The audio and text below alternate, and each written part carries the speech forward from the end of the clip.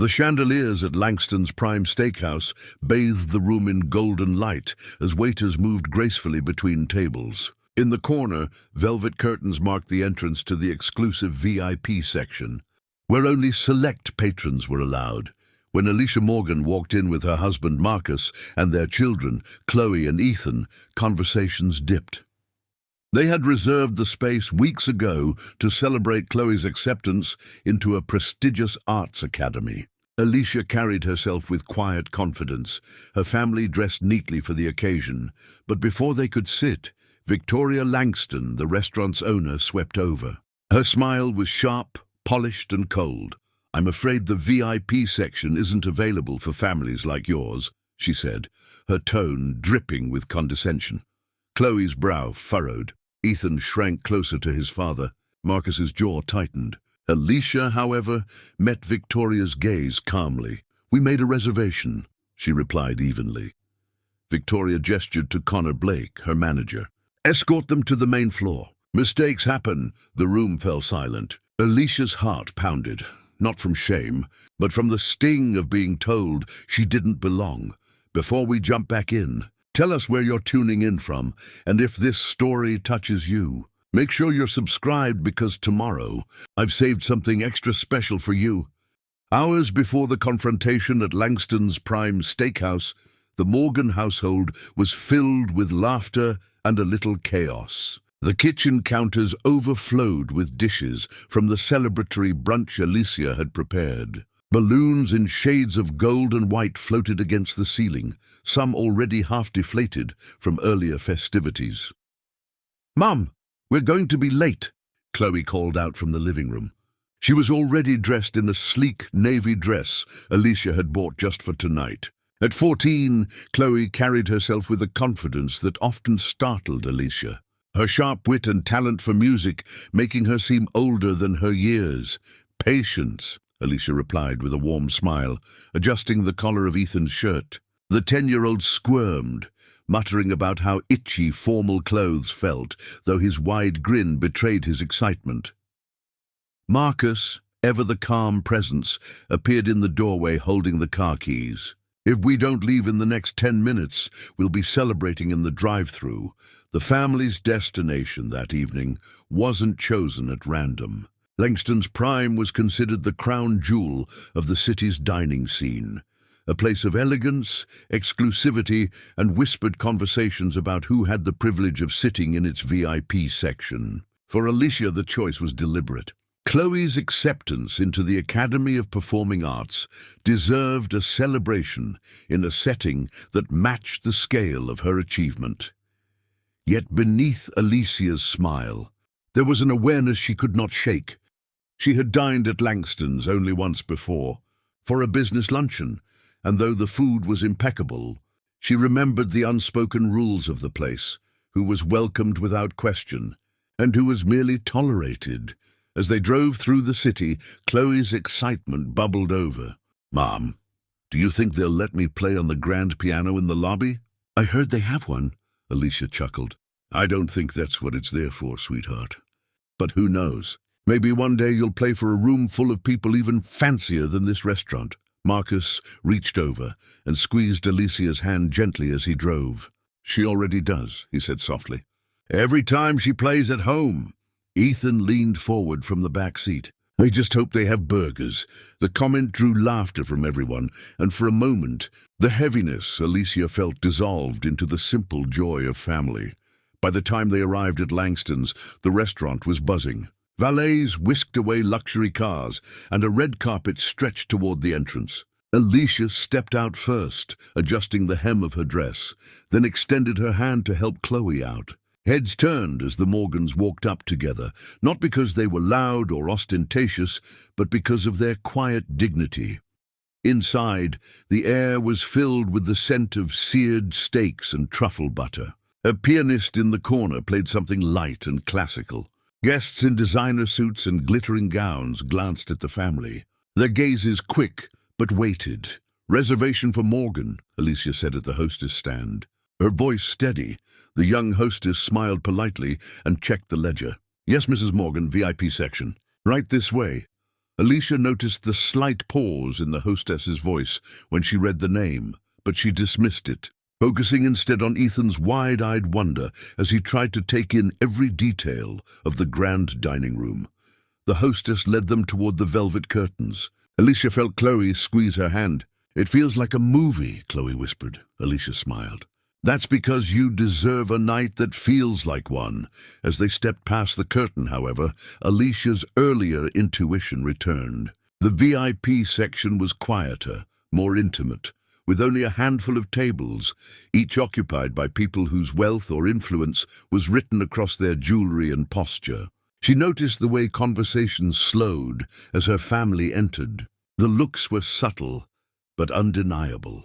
Still, Alicia lifted her chin, projecting the same unshakable confidence she had carried into boardrooms and negotiations throughout her career. She had built her success from the ground up, starting with a small real estate venture in her 20s that grew into a portfolio spanning multiple states. She wasn't a stranger to the weight of other people's expectations or prejudices. Marcus guided Ethan into the booth while Chloe slid in across from him. Alicia was about to follow when a shadow fell over the table. "Excuse me," came the voice of a woman, smooth, controlled, and unmistakably dismissive. Alicia turned to see Victoria Langston, the restaurant's owner, standing there in a tailored black suit that seemed designed to intimidate. Her platinum hair was perfectly coiffed, her jewelry understated but clearly expensive. "I'm afraid the VIP section is not available for families like yours," Victoria said, with a smile that didn't reach her eyes. For a moment, the words didn't register. Alicia blinked, as though she had misheard. Marcus looked up, his jaw tightening. Chloe frowned, confusion flashing across her face, while Ethan's small shoulders sank. "We made a reservation," Alicia said evenly. "Confirmed for this section." Victoria's smile widened, but it was sharp like glass. "Mistakes happen." She gestured subtly, and Connor Blake, the manager, appeared at her side. "Connor, escort this party to the main floor." The murmurs began then, low but unmistakable. Guests watching, whispering, judging. Alicia's heart thudded in her chest, not from fear but from recognition. She had seen this before, in real estate negotiations, in investor meetings, in places where power was hoarded and identity weaponized. She glanced at Chloe, whose eyes burned with indignation, and at Ethan, who stared at the floor. She thought of the balloons at home, of the laughter in the car, of the dream this dinner was meant to honor. And then Alicia straightened her shoulders, because if Victoria Langston believed she had the power to define where Alicia and her family belonged, she was mistaken. Preparing and narrating this story took us a lot of time, so if you are enjoying it, subscribe to our channel. It means a lot to us. Now back to the story. The restaurant air grew heavier after Victoria's words. Alicia could feel the weight of every pair of eyes in the VIP section. Forks paused midway to mouths. Conversations froze. The soft piano in the corner seemed to grow louder, filling the silence with notes that only sharpened the humiliation. Chloe's hand slid into her mother's. Her grip was tight, a silent plea for reassurance. Ethan kept his gaze fixed on the table, his lower lip trembling. Marcus shifted in his seat, his jaw working as though he were grinding back words that wanted to escape. "We confirmed this reservation," Alicia repeated, her voice steady. "Your hostess verified it minutes ago." Victoria tilted her head slightly, her lips forming a smile that was more dismissive than apologetic. "Yes, but as the owner, I decide how my restaurant operates. And I'm telling you, this area is not available to you." Connor Blake, the manager, stepped forward. His build was lean, but his posture carried the kind of false authority that came from standing behind someone else's power. He gestured toward the main dining floor. "We have a lovely table waiting for you out there. The view of the city skyline is excellent," Marcus finally spoke, his voice measured but firm. "That's not what we reserved, and that's not what we'll accept." Connor's practiced smile faltered for a fraction of a second before returning. "Sir, I assure you," but Alicia raised her hand gently, stopping him. Her eyes never left Victoria. "Let me ask plainly," she said. "Why exactly is this section unavailable to us?" A hush settled deeper. Even the waitstaff hovering nearby leaned slightly closer, pretending to tidy silverware while hanging on the moment. Victoria's expression didn't flicker.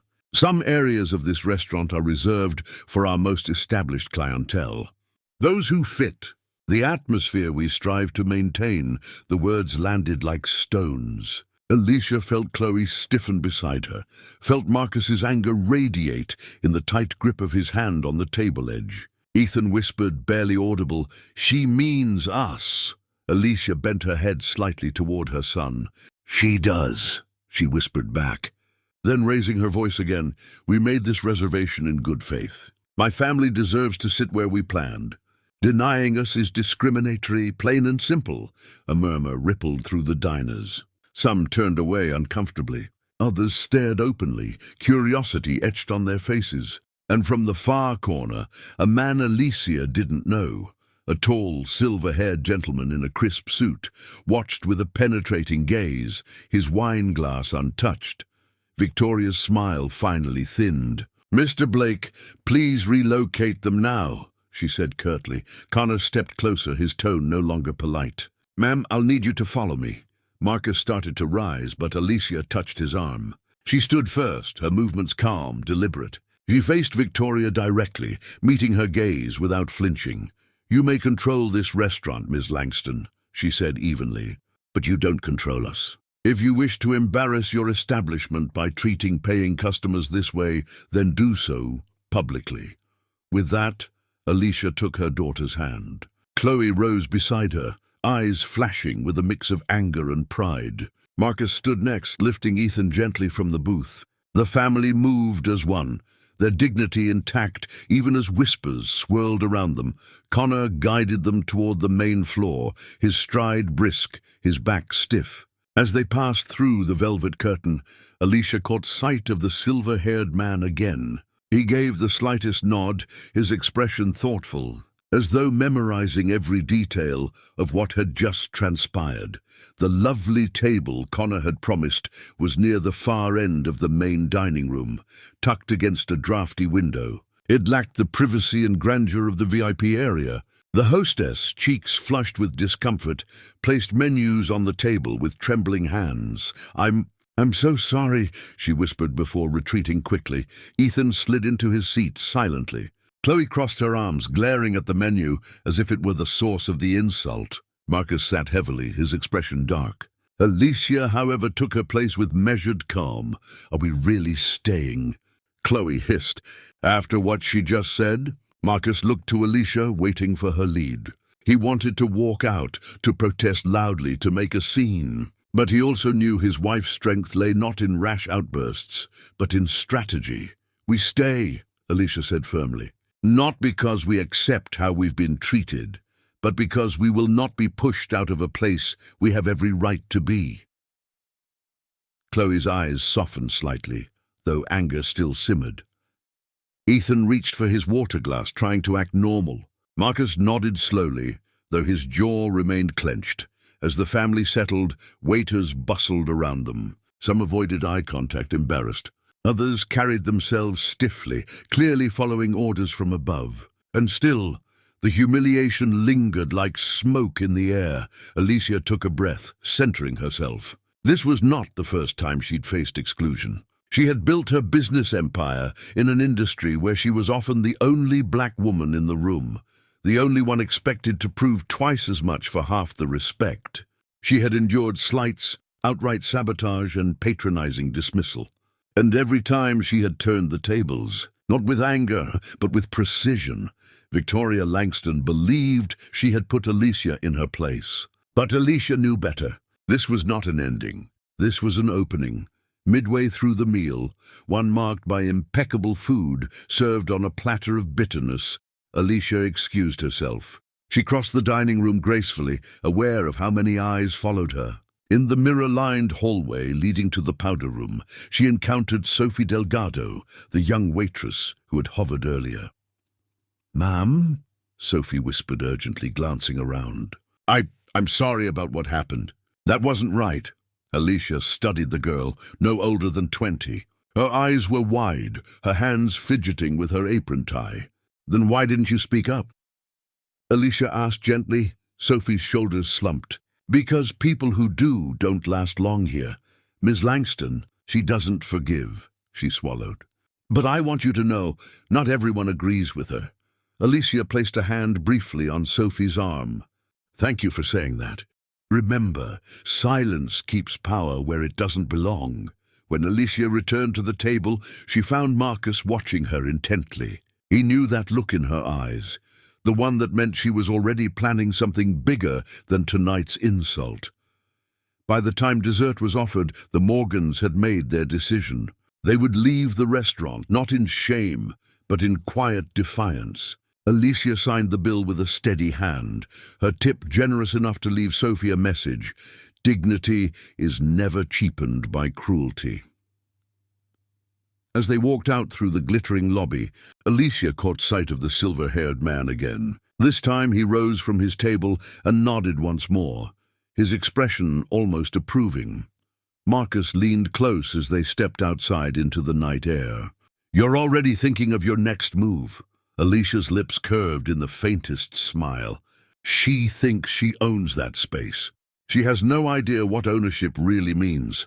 The obstacle had been placed before her, firm and humiliating. But for Alicia Morgan, obstacles were never walls. They were invitations to climb higher, to push further, and to prove that no velvet rope could define her worth.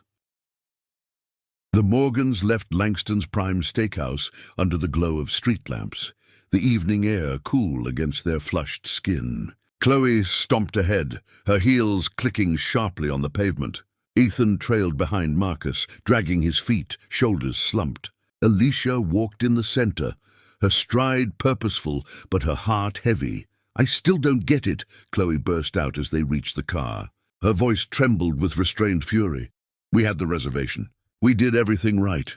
Why did she do that? Marcus unlocked the car doors but didn't answer. Ethan climbed into the back seat silently, his usual chatter absent. Alicia placed a hand gently on Chloe's shoulder before guiding her inside.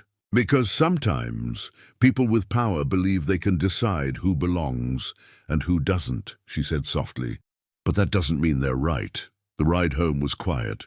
The city lights streaking past the windows like blurred reminders of the evening that was meant to be joyous, but had soured into something else entirely. The next morning, Alicia sat in her home office, a sleek space lined with bookshelves and glowing with the soft hum of her laptop. She tried to focus on a contract for a new commercial development, but found her mind drifting back to the sting of the previous night. Her phone buzzed with a notification. An email. Subject: VIP policy enforcement from Langston's Prime Administration. Her brow furrowed as she clicked it open. Dear Mrs. Morgan, it read, we regret that your dining experience last night did not meet expectations. However, please understand that our VIP policy is enforced at the discretion of ownership to preserve the atmosphere of exclusivity. We encourage you to dine with us again at one of our standard tables, where we are confident you will enjoy the same quality food and service. Alicia reread the message twice. The words were clinical, polished, and insulting. They hadn't simply denied her family a space. They had doubled down, justifying the act as policy. Marcus entered with a cup of coffee, setting it gently on her desk. He noticed the tightness in her jaw. More salt in the wound? She turned the screen toward him. He skimmed the email, his lips pressing into a thin line. They're not even pretending it was a mistake. No, Alicia said, closing the laptop with deliberate calm. They want us to accept their version of belonging. And I refuse. Word of the incident spread faster than Alicia expected. That evening, Chloe scrolled through her phone at the kitchen table, her face pale. Mom, she said quietly. Someone posted about what happened. She handed the phone to Alicia. On a local dining forum, a thread had erupted. A user had described witnessing a prominent family being turned away from the VIP section for reasons that had nothing to do with reservations. Comments cascaded below, some sympathetic, others skeptical, and a few openly hostile. Probably just a misunderstanding, one commenter wrote. They should be grateful they were served at all, another sneered. Chloe's voice shook. They're talking about us, Mom, about me and Ethan. Ethan, who had been building a Lego tower nearby, looked up, his eyes wide. People are being mean. Alicia knelt beside him, brushing a hand over his hair. Some are, but that doesn't change who we are, and it doesn't erase what you achieved, Chloe. We celebrated you no matter what they tried to take away. Marcus leaned against the doorway, arms folded. This is exactly how people like Victoria operate. They humiliate in private, then make sure the story, if it gets out, is twisted to look like policy. Alicia stood, her resolve sharpening. Then we tell the truth, not with anger, with evidence, with action. 2 days later, Alicia walked through the bustling downtown district. Her destination, Caldwell Review, the city's most respected culinary magazine. Inside the glass-fronted office, Henry Caldwell, the silver-haired critic from the restaurant, greeted her with a handshake. His grip was firm, his eyes curious. I remember you from the other night, he said. You carried yourself with dignity under disgraceful circumstances. Alicia exhaled, grateful for the acknowledgement. You saw what happened? I did, Henry replied, and I wasn't the only one. But discretion is expected in my profession. Writing about it could jeopardize certain relationships with people like Victoria Langston, Alicia guessed. He didn't deny it. Instead, he studied her closely. You seem less interested in a review and more interested in something larger. Alicia leaned forward. Because it is larger. This isn't about a table. It's about exclusion hidden behind velvet curtains. And it's about a woman who thinks she can humiliate families without consequence. Henry tapped a pen against his notepad thoughtfully. You know she doesn't just own that one restaurant. Langston's Prime is a chain. Dozens of locations across the state. All run under her policies. Alicia's eyes narrowed slightly. She had suspected as much, but hearing it confirmed deepened her conviction. Henry lowered his voice. If someone with resources wanted to challenge her, it would send shockwaves through the industry. Alicia said nothing for a long moment. Then quietly, resources I have. Conviction too. Henry's gaze sharpened, the corners of his mouth lifting just slightly. Then perhaps I should watch this space. Back home that evening, Marcus found Alicia at the dining room table. Papers spread across the surface, financial reports, franchise agreements, real estate listings. You're really thinking about this, he said. Alicia didn't look up from the documents. I'm not just thinking. I'm planning. Marcus moved closer, resting his hands on her shoulders. Buying into her world. That's more than a statement. That's a war. She finally looked at him, her eyes steady. She tried to teach my children that they don't belong. I will teach them that they do, not by walking away, but by walking in and owning the very space that tried to exclude them. Marcus held her gaze for a long moment. Then he nodded slowly. Then let's make sure we do it right. The escalation wasn't only emotional now, it was strategic. Victoria Langston thought she had relegated the Morgans to the margins of her restaurant. What she didn't know was that in trying to belittle Alicia, she had awakened something far more powerful, a determination not just to belong, but to lead. And Alicia Morgan did not take insults lightly. The week after their disastrous night at Langston's Prime, Alicia found herself fielding calls she hadn't expected. Not from friends or family, those calls were filled with encouragement and indignation, but from colleagues, business associates, even journalists. The story had broken wider. Someone at the restaurant had filmed the confrontation, capturing Victoria Langston's dismissive words, "families like yours," and uploaded it to social media. Within hours, it had gone viral. The comments were a storm. She handled that with more grace than I ever could. Typical. Money doesn't buy you acceptance in their eyes. This is why exclusivity means exclusion, but mixed among the support were voices of cruelty. Maybe they just didn't belong there. She's exaggerating it for attention. Entitlement at its finest. Alicia read them in silence, her face calm, though inside her chest felt tight. Chloe stormed into the living room one evening, waving her phone. "Mom, they're dragging us online. People are saying we made it up. They're saying you staged it for clout." Ethan, curled up on the couch with his homework, looked up with wide, frightened eyes. "Staged?" Alicia took the phone from Chloe's hand gently. "Enough," she said firmly. "We don't need to read every word strangers write about us." "But they don't even know us!" Chloe shouted. "Why are they allowed to say things like that?" "Because when people feel their comfort is being threatened, they lash out," Alicia answered softly. The following morning, Alicia attended a meeting with two of her business partners, including Dana Rivers, her longtime ally. They met at a downtown office tower, the kind of sleek glass building that looked impenetrable from the outside. Dana poured Alicia a coffee and sat across from her, concern etched across her face. "You've been trending for 3 days straight. The video hit 1 million views this morning." "I didn't ask for that," Alicia replied, stirring her coffee, though she didn't drink it. "No," Dana agreed. "But you know how this works. Public stories become public battles, and Victoria's team is already spinning theirs." As if on cue, the TV in the lobby flickered to life with a news broadcast. A reporter stood outside Langston's Prime. Microphone in hand. "We reached out to Victoria Langston for comment," the anchor said. "And she insists the incident with Alicia Morgan's family was a misunderstanding.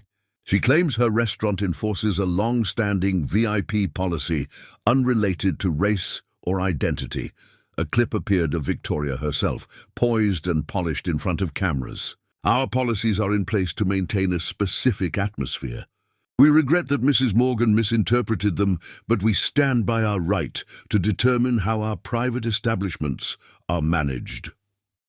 Dana muted the TV with a sharp click. "She's framing you as overreacting. And some people are buying it." Alicia leaned back, closing her eyes briefly.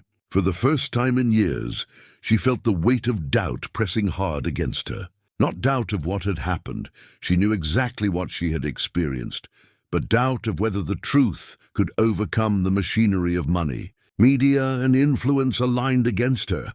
That night, Marcus found her in the backyard, sitting on the porch swing long after the children had gone to bed. She stared out into the darkness, her hands clasped tightly together. "You're too quiet," he said, lowering himself beside her. "I've fought many battles," Alicia murmured, "but this one feels different. It's not just business contracts or boardroom politics. It's my children. They saw it. They lived it. And now they're watching the world debate whether it even happened." Marcus placed an arm around her shoulders. "You've always said moments of humiliation can be turned into leverage. Maybe this is another one of those." Her lips quirked in a faint, humorless smile. "Leverage requires stability. And right now, my stability is cracking." Marcus studied her profile, the set of her jaw, the weariness in her eyes. "Then lean on me," he said softly. "You don't always have to carry the weight alone." For a moment, Alicia let herself sink against him, her eyes closing. But in the back of her mind, Victoria's smirk replayed endlessly, a loop she couldn't silence. The real breaking point came 3 days later. Alicia received a letter, formal, embossed with the Langston's Prime letterhead. She tore it open at the kitchen table, her children nearby. It was a notice of banishment. "Effective immediately," it read.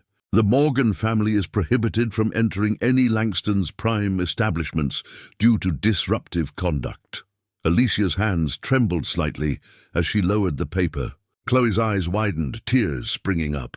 Ethan whispered, "We're not allowed to eat there ever again." Marcus snatched the letter, his face darkening as he read. "Disruptive conduct? They humiliated us, and now they're rewriting the story to paint us as the problem." Chloe's fists clenched. "She's trying to erase us." Alicia swallowed hard, the words sticking in her throat. "This isn't just about us anymore," she finally said. "She's making an example out of us, to warn others who might challenge her rules." The children fell silent, the gravity settling over them. That evening, Alicia sat alone in her office, staring at the letter. She thought of her children's faces, of the comments online, of Victoria's composed dismissal on the news. For the first time in years, she questioned whether the fight was worth it. Was she protecting her children, or pulling them into a storm they didn't deserve? Was she risking her reputation, her businesses, her stability, for a principle that others might dismiss as petty? She lowered her head into her hands, the letter crumpling in her grasp. For the briefest moment, Alicia Morgan, the woman who had built an empire from nothing, felt utterly defeated. Her phone buzzed. A message from Dana lit the screen. "I know you're hurting, but remember, breaking points are only that, points, not endings. Call me when you're ready." Alicia exhaled shakily. She wasn't ready yet. Not tonight. Tonight, she let the humiliation sit heavy, let the doubt gnaw. Because every rise began with a fall, and every defiant stand required first being brought to one's knees. Victoria Langston had made her move, escalating from exclusion to erasure. But the game was not over. The banishment letter sat on Alicia's desk like a scarlet mark. For 2 days, she left it untouched, the edges curling where her hands had gripped too tightly. It was a symbol of humiliation, a reminder of how Victoria Langston had not only dismissed her family, but attempted to erase them altogether. But by the third morning, the weight of silence became unbearable. Alicia rose before dawn, the house still quiet, and returned to her office. She smoothed out the letter against the desk and stared at it. And then, slowly, she slid it into a folder labeled evidence. It was no longer a wound. It was a weapon. Her first call was to Dana Rivers.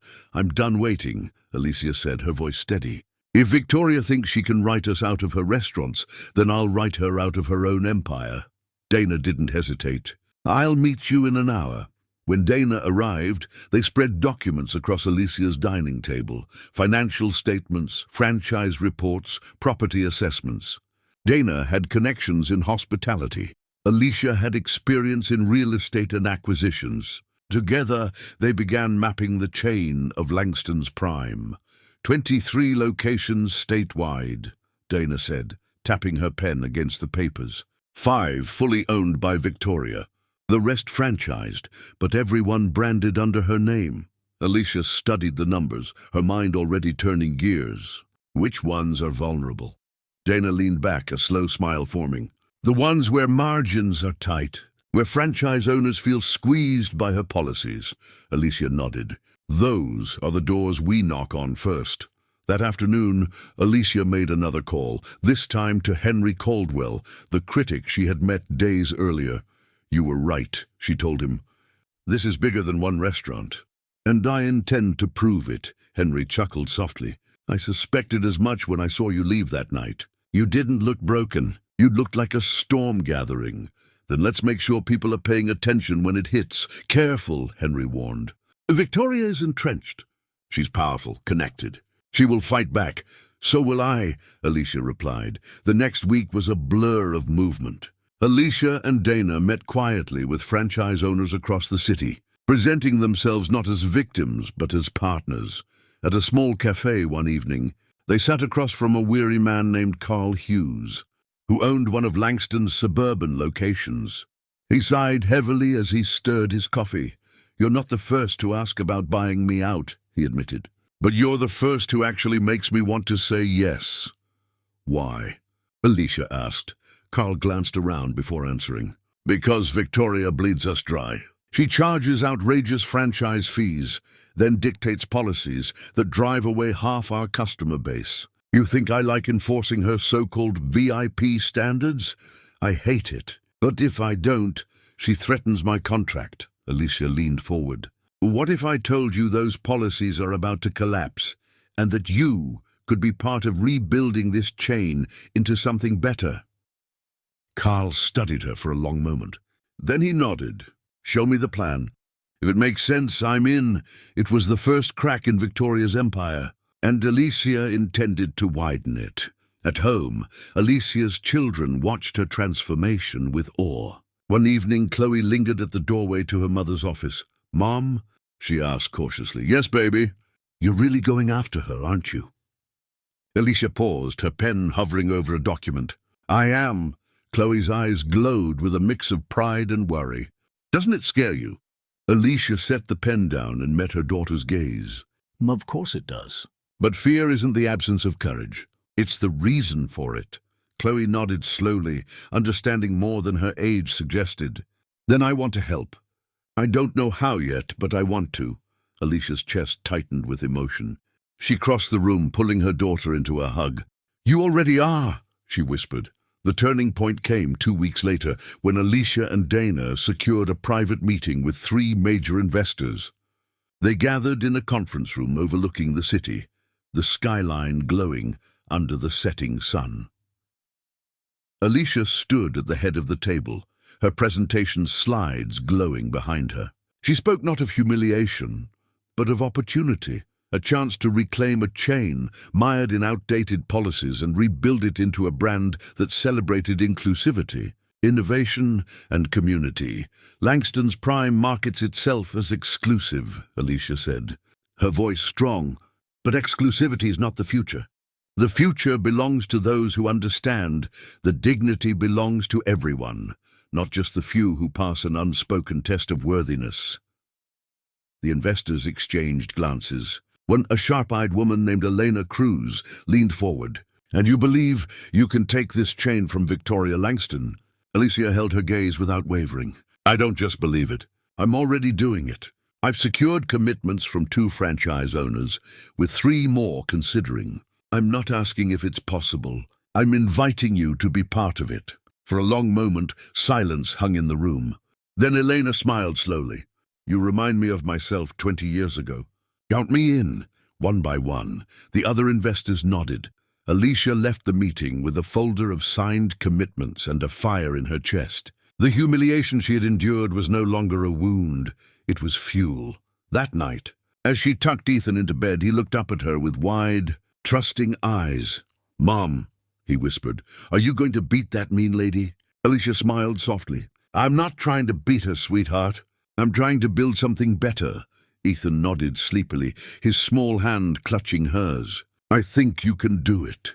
As she kissed his forehead and turned off the light, Alicia knew she could.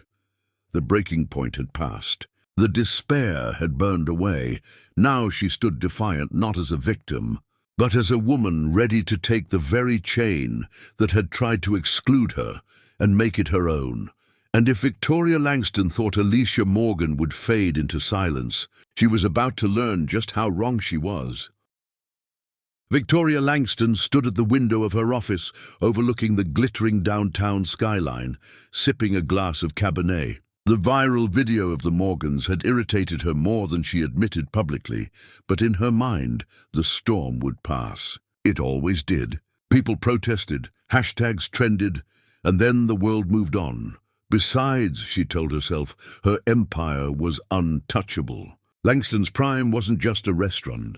It was a brand synonymous with wealth, exclusivity, and power. She had senators who hosted fundraisers in her private dining rooms, executives who brokered deals over her steaks, and a clientele, too, invested in appearances to abandon her over one family's complaint. Her phone buzzed. Connor Blake's name appeared on the screen. She answered with a sigh. What is it now? Connor's voice was tense. You'll want to see this. He forwarded a press release. Victoria opened it, her eyes scanning quickly. Morgan Holdings acquires controlling stake in Langston's Prime franchises. For a moment she couldn't breathe. The document bore Alicia Morgan's name, stamped with the logos of 3 major investors and signed by 5 franchise owners. She had personally strong-armed for years. Victoria's wineglass clinked sharply against the desk as she set it down too hard. This isn't possible, she muttered. She doesn't have that kind of reach. But she did. 2 days earlier, Alicia had walked into a modest conference room with Dana at her side. At the table sat the 5 franchise owners she and Dana had courted for weeks. Carl Hughes was among them, his tired expression replaced by cautious optimism. You're asking us to betray Victoria, one owner said nervously. No, Alicia corrected. I'm asking you to free yourselves. You've all complained about her fees, her impossible policies, the way she dictates who belongs in your restaurants. You've wanted out for years. I'm giving you the chance, and if she comes after us—" Carl asked. Alicia met his eyes. "Then she comes after me. And trust me, she'll lose." The room fell into thoughtful silence. One by one, the owners signed. By the end of the meeting, Alicia held 52% of the franchised operations. It wasn't just a stake. It was control. Victoria's fury exploded in her office. "Find out how she did this," she barked at Connor. "I want names, numbers, everything." Connor cleared his throat. "She has backing from Elena Cruz's firm. They've poured in capital. And Caldwell Review is publishing a feature tomorrow on how Morgan Holdings is reinventing hospitality." Victoria froze. "Henry Caldwell? That snake?" Connor nodded. "He's framing Alicia as a visionary, turning Langston's Prime from a chain of exclusion to a brand of inclusivity. It's gaining traction." Victoria's face paled. Public perception mattered more than she ever admitted. Investors could stomach scandal, but not irrelevance. Meanwhile, Alicia prepared for her next move. In a sunlit boardroom, she addressed her new partners, Dana at her side. "This isn't just about ownership. This is about rewriting what dining represents." Victoria built her empire on velvet ropes and whispered exclusions. "We'll build ours on excellence and belonging. When people step into a Langston's restaurant, I want them to feel not that they're tolerated, but that they're valued." The partners nodded, energized. Alicia felt the surge of momentum. The humiliation that had once burned in her chest was now fuel. That evening, Alicia received a call. The number was unfamiliar, but the voice was unmistakable. "Alicia Morgan," Victoria said icily. "We need to talk." "I wondered how long it would take," Alicia replied calmly. "You think you've won something? You've purchased scraps, weak owners, and failing locations. You'll choke on the responsibility before you ever touch me." Alicia leaned back in her chair, her tone smooth. "Funny. That's what people said when I bought my first block of foreclosed properties 15 years ago. Today, those same properties anchor some of the most profitable developments in the city. I don't choke, Victoria. I build. You're playing in my arena," Victoria hissed. "No," Alicia corrected, her voice steady. "You just discovered it was mine all along." There was silence on the line. Alicia almost smiled at the sound of Victoria's breathing, sharp and uneven. "This isn't over," Victoria finally spat. "You're right," Alicia said. "It's just beginning." The next morning, newspapers carried the story on their front pages. "From exclusion to empowerment, Alicia Morgan reshapes Langston's Prime." Photos of Alicia standing confidently beside Dana and their new partners circulated widely. Commentators praised her as a visionary, a woman turning personal humiliation into industry reform. At home, Chloe held up the paper with wide eyes. "Mom, you're everywhere," Ethan grinned proudly. "Does this mean we can sit in the VIP section now?" Alicia pulled him into a hug. "It means there won't be a VIP section anymore. Everyone will belong." Victoria's empire, once unshakable, had a crack running through it. Investors whispered doubts. Loyalists wavered. For the first time, she was not the predator, but the prey. And Alicia Morgan, who had once been told she didn't belong, was now the woman rewriting the very rules of belonging. The humiliation had turned to leverage. The breaking point had become the breakthrough. Victoria had underestimated her, and that mistake was about to cost her everything. The press release, announcing Alicia Morgan's acquisition of a controlling stake in Langston's Prime, spread across the city like wildfire. Within 48 hours, food blogs, business journals, and even national outlets were carrying the story. Headlines varied in tone, some celebratory, some skeptical, but they all pointed to the same truth. The woman Victoria Langston tried to exclude now owns her empire. Alicia knew better than to celebrate too early. She had won a battle, not the war. But momentum was building, and momentum was power.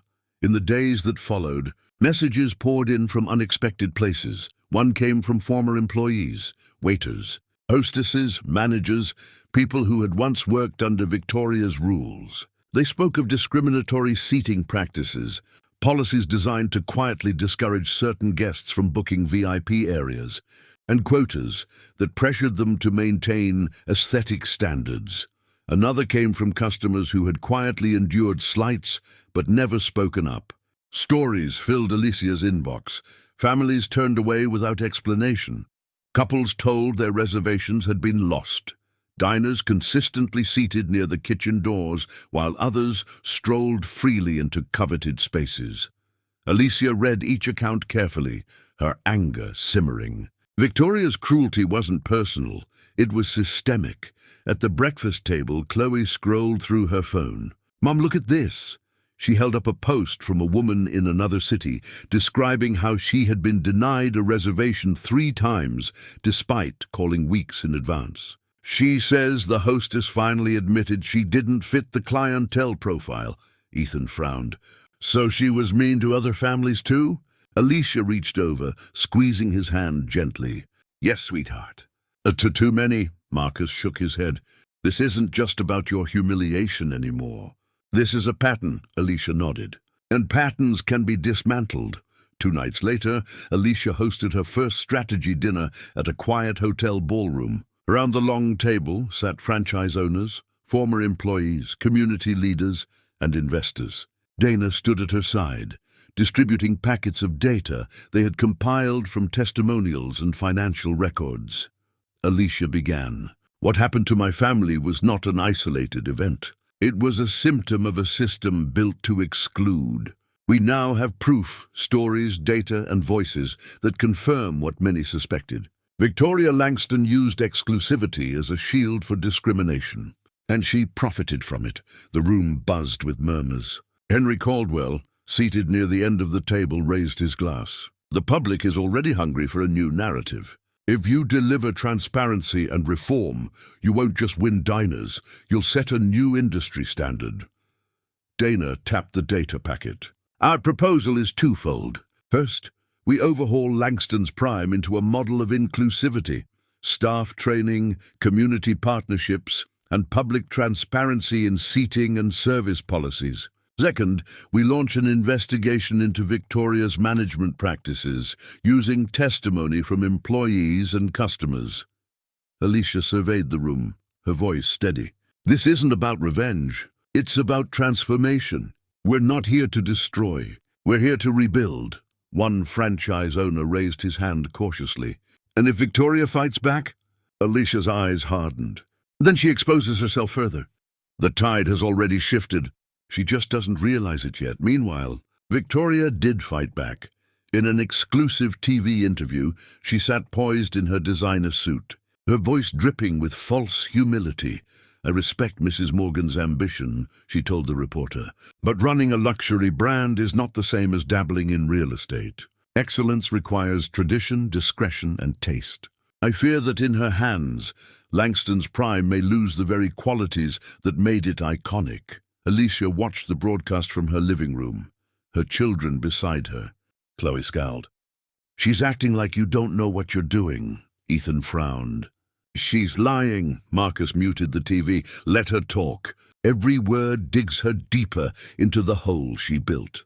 The real turning point came when Mayor Caroline Hayes reached out. Alicia was invited to City Hall for a closed-door meeting.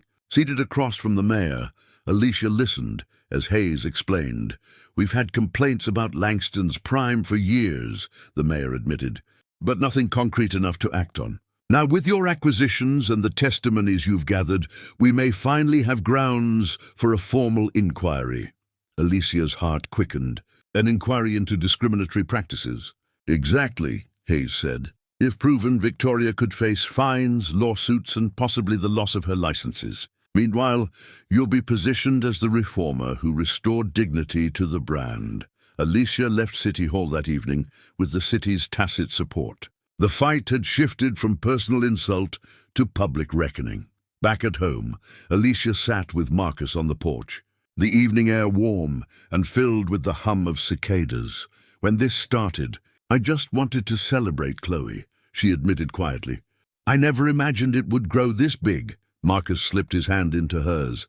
"That's what happens when you stand your ground. A single spark can light more fires than you ever planned." Alicia leaned her head on his shoulder, exhaustion mingling with determination. Then we'd better make sure the fire cleans, not just burns. The next week, the first transformed restaurant opened under Alicia's vision. The velvet curtains separating the VIP section were gone. The dining room had been redesigned to emphasize openness, with local artists' work adorning the walls. Staff underwent intensive training, focusing not just on service, but on dignity and respect for every guest. On opening night, Alicia stood quietly at the back, watching families, couples, and individuals dining side by side. Chloe tugged at her sleeve. "It feels different," she whispered. "It is different," Alicia replied softly, "because it belongs to everyone." The applause from customers at the end of the night wasn't just for the food. It was for the principal. Victoria Langston, watching from afar, could no longer ignore the truth. Alicia's vision wasn't weakening the brand. It was elevating it. Her once loyal franchisees were defecting. Customers who had once tolerated humiliation were now celebrating change. And whispers began spreading that investors were urging Victoria to step down before the entire chain slipped from her. Grasp, the woman who had once stood before Alicia, with a smug smile, was now cornered because the family she had tried to exclude had done more than reclaim their seat. They were building a table so large there was room for everyone. The storm finally broke on a grey Monday morning. Alicia sat in her office, a mug of untouched coffee cooling on her desk, when Dana burst in holding a thick envelope. Her expression was triumphant. "It's official," Dana said, setting the papers down. "The city has launched a formal inquiry into Victoria Langston's practices. Testimonies, financial audits, discriminatory seating policies, the works. They've subpoenaed her records." Alicia's chest tightened. She had been waiting for this moment, yet it still felt surreal. "So it's real," she murmured. "It's happening," Dana nodded firmly. "And once those records see daylight, her empire collapses." The inquiry hearings drew crowds. In a downtown courthouse, former employees lined up to testify. One hostess, her voice trembling but resolute, described being ordered to redirect certain families to inferior tables. Even when reservations were clear, a waiter recounted being scolded for seating a black couple in the VIP lounge. Told it sent the wrong message. A franchise owner revealed that Victoria had threatened to revoke contracts if policies weren't enforced exactly as dictated. Each testimony landed like a hammer, chipping away at the facade of exclusivity Victoria had so carefully constructed. Reporters scribbled furiously. Cameras flashed. And in the back row of the hearing room, Alicia sat quietly, watching the truth finally take form in the open. Victoria, summoned to testify, arrived in her signature tailored suit. But the confidence she had once wielded like a weapon was gone. Under questioning, she tried to frame her policies as brand management and customer experience. But the documents told a different story. Internal memos, email chains, spreadsheets of preferred clientele profiles. At one point, the city attorney read aloud an email Victoria had written herself. "VIP seating is not just about reservations. It is about preserving the image of the room. Certain families do not contribute to that image." Gasps rippled through the courtroom. Victoria's face flushed crimson. Meanwhile, Alicia kept building. While Victoria fought in hearings, Alicia expanded her influence. The rebranded restaurants under her leadership, now called Morgan Prime Dining, were thriving. Families flocked to them, not only for the food, but for the sense of dignity woven into every detail. One night, Alicia visited the newest location quietly, slipping into a corner booth. She watched as a diverse crowd filled the dining room. Business people in suits beside young families, couples celebrating anniversaries alongside students sharing appetizers. No velvet ropes, no barriers. Chloe slid into the seat beside her, eyes glowing. "Look, Mom," she whispered. "Everyone's laughing. Everyone belongs." Alicia smiled softly. "Exactly as it should be. But Victoria wasn't finished. In a desperate move, she called a press conference. Standing stiffly before the cameras, "I've built Langston's Prime with decades of work and tradition," she declared. "I will not allow outsiders with no understanding of luxury dining to dismantle what I created. These accusations are exaggerated, fueled by opportunists who want to tear down success." Her words rang hollow. Minutes later, reporters released leaked documents from the inquiry, proving her discriminatory directives beyond denial. Social media exploded. Hashtags demanding accountability trended worldwide. Justice at the table. No more velvet curtains. Victoria's press conference, intended as defense, became her public undoing. The following week, the inquiry reached its conclusion. The city attorney announced fines in the millions for discriminatory practices, along with the recommendation that Victoria's licenses be revoked. Investors, sensing the inevitable, pulled their backing. Desna burst into Alicia's office with the news. "It's done," she said breathlessly. "She's finished. Victoria Langston is stepping down." Alicia sat back in her chair, closing her eyes briefly. The weight that had pressed on her since that humiliating night finally lifted. The victory wasn't just personal. At a press conference of her own, Alicia stood before a sea of cameras, her family at her side. "This is not about one woman or one chain," she told the reporters. "This is about the principle that dignity is not negotiable. Every person deserves respect, whether they sit at a corner booth or at the center table. For too long, exclusivity has been used as an excuse for exclusion. That era ends now." Applause erupted. Reporters shouted questions, but Alicia remained composed, her children smiling proudly behind her. That evening, at home, Marcus opened a bottle of champagne. The family gathered in the kitchen, laughter spilling through the house for the first time in weeks.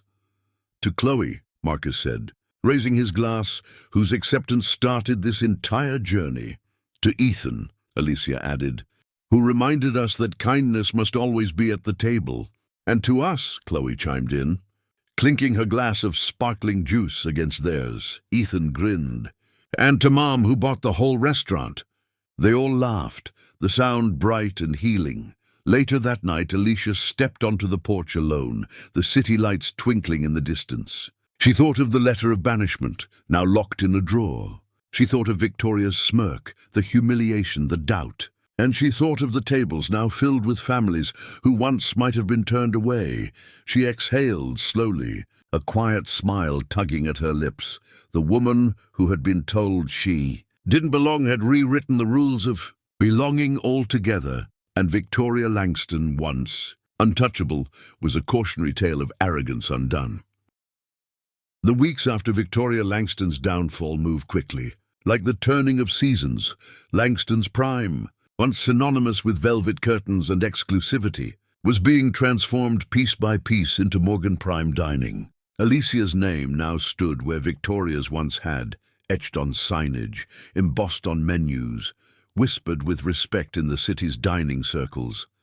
But the real transformation was not in the name. It was in the atmosphere. On a Friday evening, Alicia walked into the flagship location with Marcus, Chloe, and Ethan. The dining room hummed with life. Families laughed over shared plates. A group of teenagers posed for photos by the dessert cart. An elderly couple toasted quietly in the corner. No one glanced at velvet ropes, because there were none. The host, a young woman with bright eyes, greeted them warmly. "Welcome to Morgan Prime.